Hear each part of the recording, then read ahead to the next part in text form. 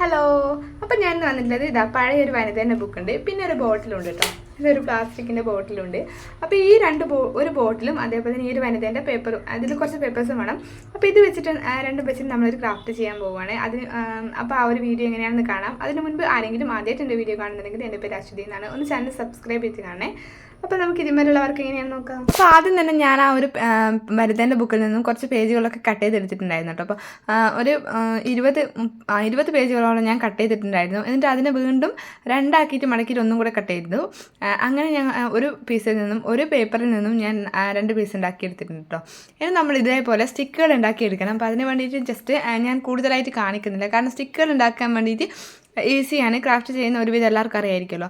അപ്പോൾ ഇത് നമ്മൾ ഇതേപോലെ ഞാൻ എടുത്തിട്ടുള്ളത് ഒരു പെയിൻറ്റിൻ്റെ ബ്രഷാണ് കേട്ടോ. അപ്പോൾ ജസ്റ്റ് തിന്നായുള്ള പെയിൻറ്റിൻ്റെ ബ്രഷ് എടുത്ത് വന്നിട്ട് ഇങ്ങനെ പേപ്പർ ഇതേപോലെ റോൾ ചെയ്ത് കൊടുത്തിട്ട് ലാസ്റ്റ് ഇങ്ങനെ റോൾ ചെയ്തിട്ട് ആ ഒരു ഭാഗം നമ്മൾ ഒട്ടിച്ചു കൊടുക്കുന്നുണ്ട് കേട്ടോ. നമ്മളത് റോൾ ചെയ്തിട്ട് ഒട്ടിക്കുന്ന ടൈമിൽ നടുവിൽ ആയിട്ട് ഒട്ടിക്കാൻ വേണ്ടി ശ്രദ്ധിക്കുക, കാരണം അറ്റത്ത് ഇതേപോലെ 2 ഭാഗങ്ങളും നമ്മൾ കട്ട് ചെയ്ത് മാറ്റിക്കളയുന്നതാണ് കേട്ടോ. അതെന്തിനാണെന്ന് വെച്ചാൽ ലെങ്ത്തൊക്കെ എല്ലാം സെയിം ആക്കി എടുക്കാൻ വേണ്ടിയിട്ടാണ്. അപ്പോൾ ഇത് ഇത്രയും പീസുകളും ഞാൻ അങ്ങനെ തന്നെ ആ ഒരു ലെങ്ത്തിൻ്റെ ആ ഒരു ഭാഗങ്ങളൊക്കെ കട്ട് ചെയ്തിട്ട് ഏകദേശം സെയിം ആയിട്ടുള്ള പീസുകളാക്കി എടുത്തിട്ടുണ്ട് കേട്ടോ. അപ്പം നമ്മളിത് നടുവിൽ നിന്നൊക്കെ കട്ട് ചെയ്യുന്ന ടൈമിൽ അത് റോളിങ്ങനെ ഇളകി പോരുമല്ലോ. അതേസമയം നടുവിൽ നമ്മൾ ജസ്റ്റ് ഇങ്ങനെ സ്റ്റിക്ക് ചെയ്ത് കൊടുത്തിട്ട് അറ്റം 2 വെട്ടിയാൽ മതി. അങ്ങനെ മാത്രമേ ഇത് കറക്റ്റാക്കി എടുക്കാൻ വേണ്ടിയിട്ട് പാടുള്ളൂ കേട്ടോ. അപ്പോൾ ഇനി നമുക്ക് പെയിൻറ്റിങ് പരിപാടിയാണുള്ളത്. അപ്പോൾ ഇതിൻ്റെ മേലെ എല്ലാ സ്റ്റിക്കുകളും ഞാൻ പെയിൻറ്റ് ചെയ്ത് കൊടുക്കുന്നുണ്ട് കേട്ടോ. ഈ ഒരു കളർ എന്ന് പറയുന്നത് ഞാൻ കരിനീല കളർ, ഈ ഒരു നേവി ബ്ലൂ ആണ് ഞാൻ എടുത്തിട്ടുണ്ടായിരുന്നത്. ഇത് മുഴുവനായിട്ട് നമ്മൾ പെയിൻറ്റ് ചെയ്ത് കൊടുക്കുക. ഇത് നമ്മുടെ ഇഷ്ടത്തിനനുസരിച്ച് എടുക്കാം. ഈ ഒരു കളർ റെഡ് എടുക്കാം, ബ്ലാക്ക് എടുക്കാം. ബ്ലാക്ക് ആയിരിക്കും ഏറ്റവും കൂടുതൽ നല്ലത്, കാരണം ബ്ലാക്കിനായിരിക്കും നല്ല ലുക്കൊക്കെ കിട്ടുക. പക്ഷേ ഇതിൻ്റെ അടുത്ത് ബ്ലാക്ക് ഇല്ലായിരുന്നു. പിന്നെ ഉള്ളതിൽ നല്ല കളർ കൂടുതൽ നല്ലത് കരിനീലയാണെന്ന് എനിക്ക് തോന്നിയതുകൊണ്ടാണ് ഞാൻ ഈ ഒരു കളർ എടുത്തിട്ടുള്ളത് കേട്ടോ. അപ്പോൾ ഞാൻ ആക്രിലിക്കിൻ്റെ പെയിൻറ്റാണ് ഇത് ചെയ്യാൻ വേണ്ടിയിട്ട് യൂസ് ചെയ്തിട്ടുണ്ടായിരുന്നത്. ഞാനിത് പെയിൻറ്റ് ചെയ്യുന്ന ടൈമിൽ പിന്നെ ആ ഒരു പെയിൻറ്റ് ഒന്ന് ലൂസാക്കാൻ വേണ്ടിയിട്ട് ഒരു തുള്ളി വെള്ളം ഞാൻ ആഡ് ചെയ്തിട്ടുണ്ടായിരുന്നു കേട്ടോ.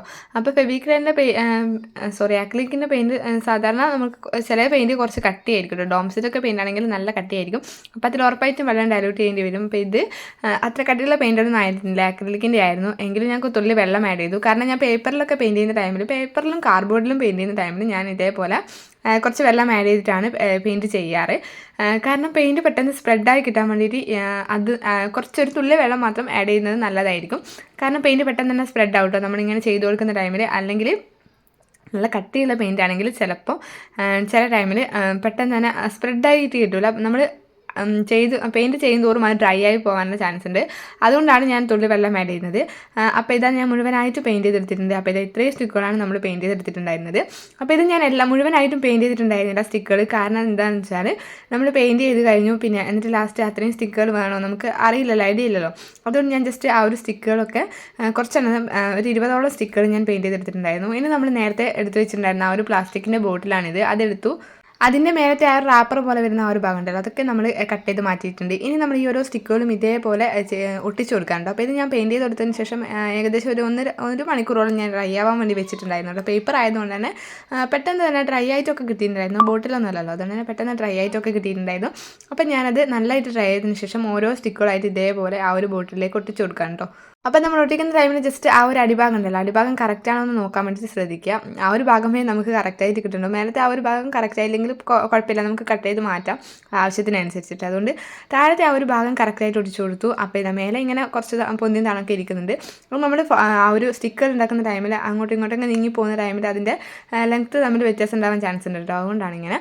അപ്പോൾ ഞാനിത് സ്പീഡിൽ കാണിച്ചു തന്നതാണ് ആ ഒരു ഒട്ടിക്കുന്ന ഭാഗങ്ങളൊക്കെ. അപ്പോൾ ലാസ്റ്റത്തെ ഇതാണിത്. അപ്പോൾ ഞാനിതാ ലാസ്റ്റത്തെ ആ ഒരു പീസും കൂടെ ഒട്ടിച്ചു കൊടുത്തിട്ടുണ്ട്. അപ്പോൾ അങ്ങനെ നമ്മളിത് വെച്ചിട്ടൊരു ഫ്ലവർ ബോട്ടിലാണ് മേക്ക് ചെയ്യാൻ വേണ്ടിയിട്ട് ഉദ്ദേശിച്ചിട്ടുണ്ടായിരുന്നത്. അപ്പോൾ ഇതെങ്ങനെ കിട്ടിയിട്ടുണ്ട് കേട്ടോ. അപ്പോൾ ഇതിൻ്റെ ആ ഒരു മേലത്തെ ഭാഗങ്ങൾ ഒത്തിരി ഭാഗങ്ങൾ വേണ്ടാത്തതായിട്ട്, അല്ലെങ്കിൽ ഒത്തിരി ഭാഗങ്ങൾ അധികം ഉണ്ട്. അപ്പോൾ ആ ഒരു ഭാഗങ്ങളൊക്കെ നമ്മൾ കട്ട് ചെയ്ത് മാറ്റി കളയുന്നുണ്ട് കേട്ടോ. അപ്പോൾ അതൊന്നും നമുക്ക് ആവശ്യമില്ല. അപ്പോൾ അത് നമ്മൾ ജസ്റ്റ് ആ ഒരു മേലത്തെ ഭാഗം ഒന്ന് കവറാക്കി കൊടുക്കാൻ വേണ്ടി, അല്ലെങ്കിൽ ജസ്റ്റ് അതെല്ലാം ഒരേ ലെങ്ത്തിൽ കിട്ടാൻ വേണ്ടിയിട്ടാണ് നമ്മളിങ്ങനെ അധികം വന്ന ഭാഗങ്ങൾ കട്ട് ചെയ്ത് ഒന്ന് നീറ്റാക്കി കൊടുക്കുന്നുണ്ട്.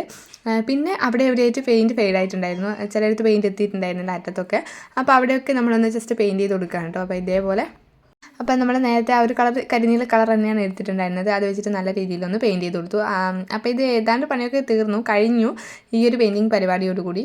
പിന്നെ നിങ്ങൾ ഈ ഒരു ചാനൽ ആദ്യമായിട്ടാണ് കാണുന്നുണ്ടെങ്കിൽ ഒന്ന് ചാനൽ വീഡിയോ കാണുന്ന ടൈമിൽ തന്നെ ഒന്ന് സബ്സ്ക്രൈബ് ചെയ്തിടണേ. ഇതുപോലെ യൂസ്ഫുൾ ആയിട്ട് ഒത്തിരി വീഡിയോസും കാര്യങ്ങളൊക്കെ ഞാൻ ചെയ്യുന്നതായിരിക്കും. അപ്പോൾ അതിൻ്റെ നോട്ടിഫിക്കേഷനൊക്കെ കിട്ടാൻ വേണ്ടിയിട്ട് അതെന്തായാലും ഉപകരിക്കില്ല. അപ്പോൾ നമ്മളിത് മുഴുവനായിട്ട് പെയിൻറ്റ് ചെയ്തെടുത്തിട്ടുണ്ട് കേട്ടോ. ഇത് വേണമെങ്കിൽ നിങ്ങൾക്ക് ഈ ഒരു ഒട്ടിച്ച് കഴിഞ്ഞതിന് ശേഷം ആ ഒരു പുറം ഭാഗം മാത്രമല്ലേ നമുക്ക് ജസ്റ്റ് പെയിൻറ്റ് വേണ്ടു. അപ്പോൾ അങ്ങനെയും പെയിൻറ്റ് ചെയ്ത് കൊടുക്കാം. അപ്പം ഞാൻ വിചാരിച്ചു അങ്ങനെ ചെയ്തതാണ്. പക്ഷേ എനിക്ക് തോന്നുന്നു ഇതിലും നല്ലത് പെയിൻറ്റ് അത്രയും വേസ്റ്റ് ആവില്ല. നമുക്ക് മേലത്തെ ആ ഒരു ഭാഗം മാത്രം മതിയല്ലോ. അപ്പോൾ സ്റ്റിക്കുകളാക്കിയതിന് ശേഷം അത് ചുറ്റും പ്ലാസ്റ്റിക്കിൻ്റെ ബോട്ടിലിൻ്റെ ചുറ്റും ഒട്ടിച്ച് കൊടുക്കുക. അതിന് ശേഷം പെയിൻറ്റ് ചെയ്ത് നല്ലൊരു ഐഡിയ ആയിരിക്കും കേട്ടോ. അപ്പോൾ എന്തായാലും നമ്മുടെ ഈ ഒരു സംഭവത്തിൻ്റെ, അതായത് നമ്മുടെ ഫ്ലവർ ബോട്ടിലിൻ്റെ ഫൈനൽ ലുക്ക് ഇതായിരുന്നു. എൻ്റെ അടുത്തുണ്ടായിരുന്ന ഒരു പഴയ ഫ്ലവർ ഉണ്ടായിരുന്നു. അപ്പോൾ ആ ഒരു ഫ്ലവർ ഞാൻ ഇതിലേക്ക് വെച്ച് കൊടുത്തു. എന്തായാലും ഇതെനിക്ക് ഒത്തിരി ഇഷ്ടപ്പെട്ടിട്ടുണ്ടായിരുന്നു. ഇതിൻ്റെ ഫൈനൽ ലുക്ക് എന്ന് പറയുന്നത് കുഴപ്പമില്ലാത്ത രീതിയിലൊക്കെ കിട്ടിയിട്ടുണ്ടായിരുന്നു. അപ്പോൾ എന്തായാലും നമ്മളിത് വെറുതെ കളയുന്ന ആ ഒരു പഴയ പേപ്പറും അതേപോലെ തന്നെ പ്ലാസ്റ്റിക്കിൻ്റെ ബോട്ടിലൊക്കെ യൂസ് ചെയ്തിട്ടുള്ളതാണല്ലോ. അപ്പോൾ ഇത് നമ്മൾ എന്തായാലും വെറുതെ കളയുന്നതാണ്. ഇതുപോലെ നിങ്ങളുടെ വീട്ടിൽ വെറുതെ കളയാൻ വെച്ചിരുന്ന പഴയ പേപ്പറും കാര്യങ്ങളൊക്കെ ഉണ്ടെങ്കിൽ ഇതൊന്ന് ട്രൈ ചെയ്ത് നോക്കാം. എന്തായാലും നമ്മുടെ ഷോക്കേസിൽ വെക്കാനും അല്ലെങ്കിൽ ഒരു ഷോ പീസായിട്ട് വെക്കാനും നല്ല രീതിയിൽ യൂസ്ഫുൾ ആയിട്ടൊരു സംഭവം തന്നെയായിരിക്കുമല്ലോ. ഇപ്പം നിങ്ങൾക്ക് ഇത് ഫ്ലവർ ബേസ് ആയിട്ട് യൂസ് ചെയ്യാനുള്ള ഇഷ്ടമെങ്കിൽ പെൻ ഹോൾഡറായിട്ടും യൂസ് ചെയ്യാം. അതായത് നമ്മുടെ കുട്ടികളുടെ പെന്നും പെൻസിലൊക്കെ ഇട്ട് വെക്കാൻ വേണ്ടിയിട്ടുള്ള ഒരു ഹോൾഡർ ആയിട്ട് ജസ്റ്റ് യൂസ് ചെയ്യാം. ടേബിൾ ഡെക്കോറായിട്ടൊക്കെ എടുക്കാം കേട്ടോ. അപ്പോൾ എന്തായാലും നമ്മുടെ വീഡിയോ അത്രയേ ഉള്ളൂ. അപ്പോൾ വീഡിയോ ഇഷ്ടമെങ്കിൽ ലൈക്ക് ചെയ്യുക, ഷെയർ ചെയ്യുക. ടാറ്റാ.